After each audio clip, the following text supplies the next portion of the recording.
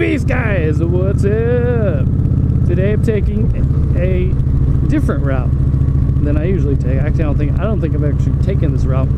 If anybody knows where I'm at, post it. I'll let you on a little bit of a clue here.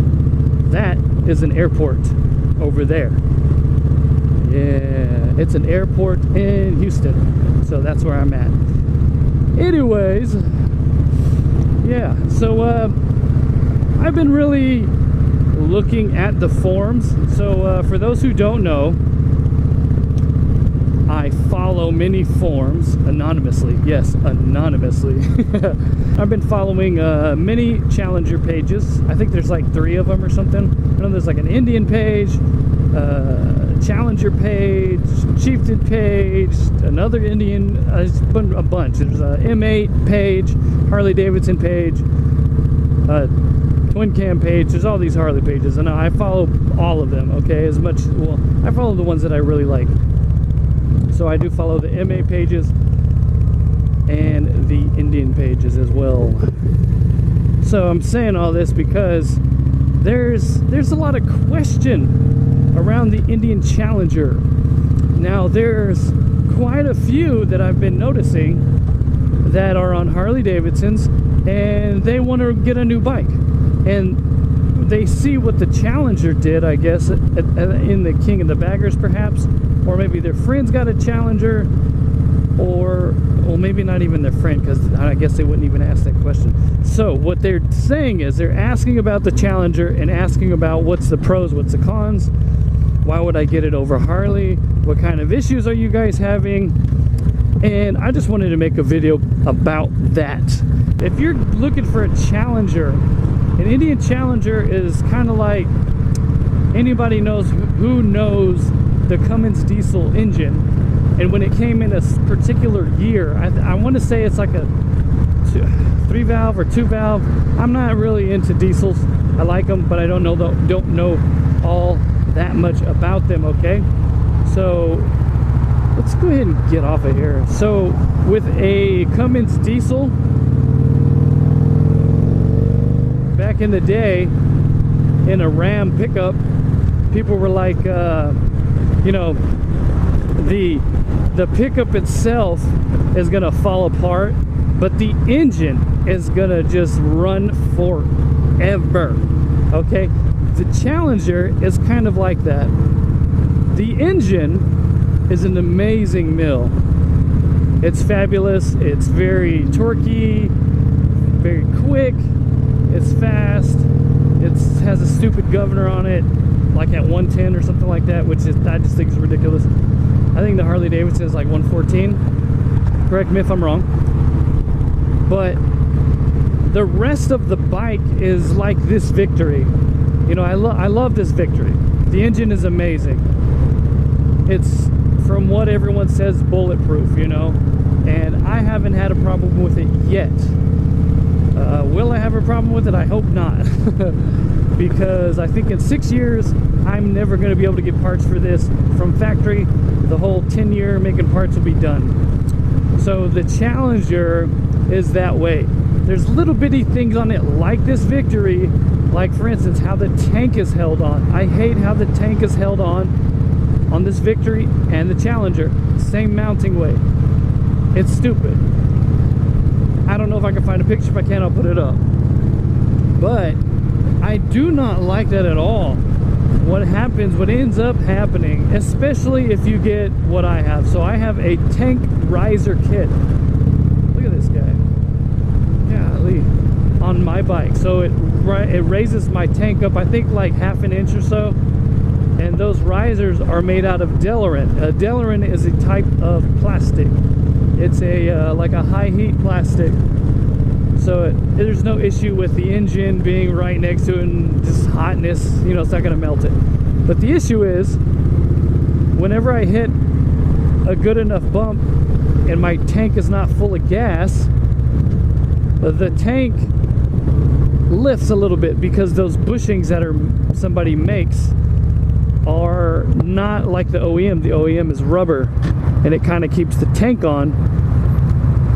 And so when I hit a bump, the tank kind of comes up and it slams back down just a little bit. Let me see if I can. Well, I don't think you can hear, but look, maybe you can see. See how the tank moves very slightly, if you guys can see it. I don't know if you can see it, but it moves because there is just a little bit of gap in between those pieces that were machined. Did it do that before? No. But this thing right here, that's all. This is cheap. There's gaps everywhere, and it'll rattle if you hit a bump hard enough. And honestly, it doesn't have to be that bad of a bump or a dip or something. But if the tank doesn't make the noise, the rest of the fairing is going to make the noise. If that doesn't make noise, then the bag lids are going to make noise. And if the bag lids don't make noise, then the bags sitting on the pipes, the mufflers themselves, the bags will make noise some way. The hinge will make noise or something. Indian's the same. Okay, the bag lids, they when they close, they just don't close and then lock and then suck down and not move. Harley Davidson, it closes and locks and sucks down, and it doesn't move at all. It is completely shut and there is no noise. The hinge has no noise. Indian will be like this Victory after a while, and it will make noise on the hinge on the bag. Well, a lot of rocks here. That guy just plowed right all through that.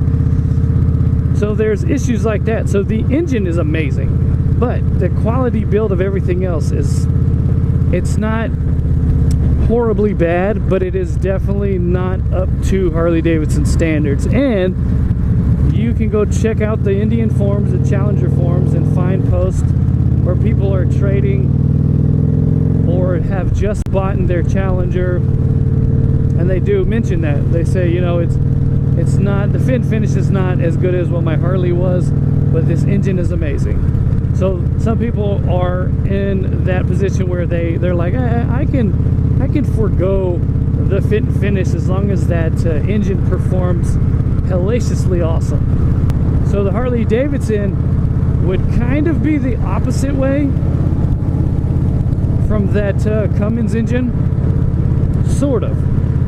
So if you're wanting a lot of aftermarket support and a lot of things to stick on your motorcycle and to upgrade performance-wise and to just really, really make it your own, do not get a Challenger.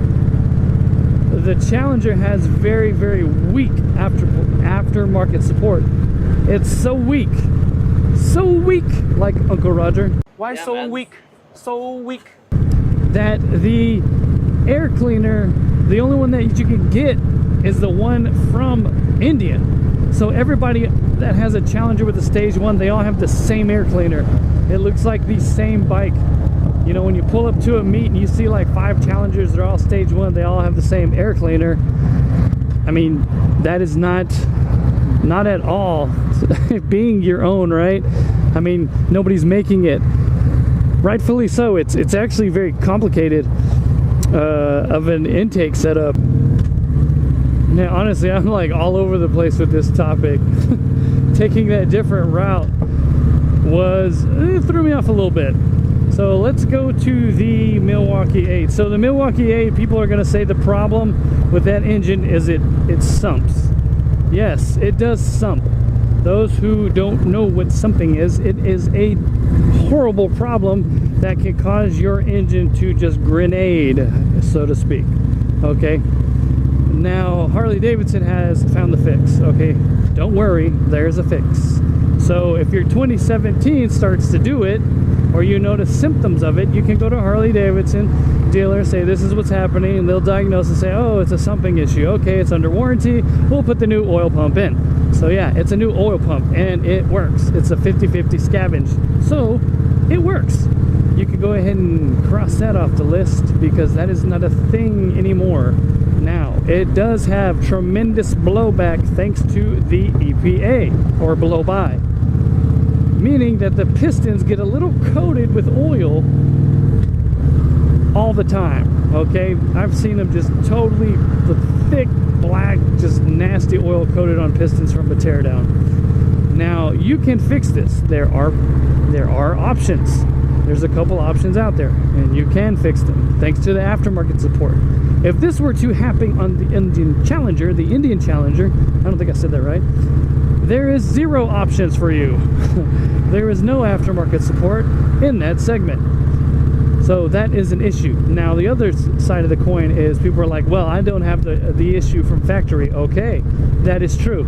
You do not have that issue from factory with the Challenger, but you have all kinds of electrical glitches. That is what I have found on the pages. Everything from simple things like random engine codes popping up to the Bluetooth just completely disconnecting while riding, or the ride command screen completely giving out and turning off, and it just blacks out. And also the one I don't like, which that's what happened, exactly what happened to this bike when I got it, when it was bone stock, is I was going through a turn and I went to shift and the bike just cut out and died. In between shift, like I pulled the clutch in, put it in gear, and it just died. And I had to like, oh crap, let me start the bike, and then scoot it through the corner. Now the Challenger does that, and that's a no-no. That's extremely dangerous. Anybody's bike who just gives up like that when you're going through a turn, you're shifting, no.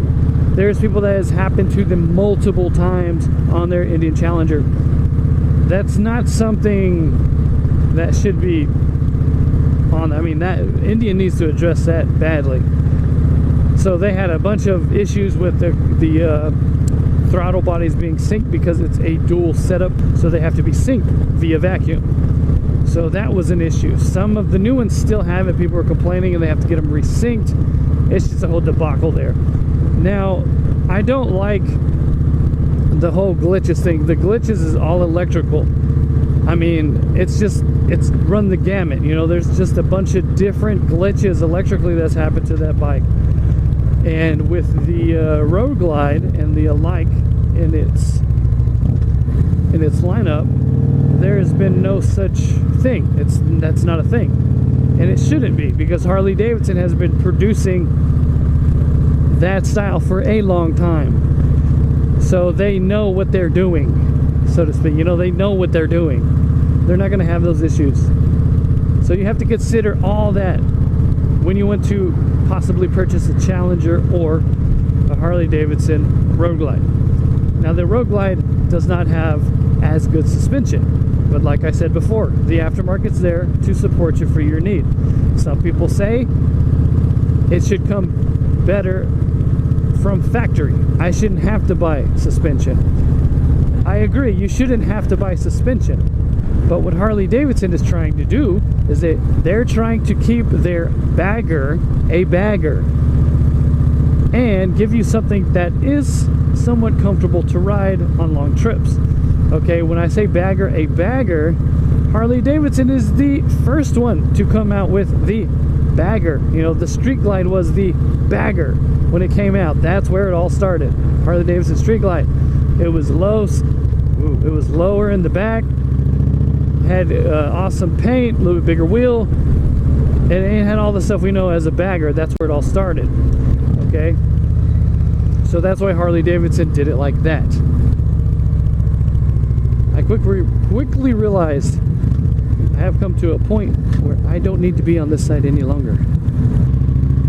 Alright guys, that's all I have for this one. Just a little bit on the Challenger and the Road Glide, so it doesn't really matter what you ride, you know what I mean? As long as you ride what you ride, keep it Vbeast mode, and right till the wheels fall off. This has been another random weekday video by your very own Vbeast. Thanks for watching, guys. Please like, comment, and subscribe. Most of all, have a Vbeast day.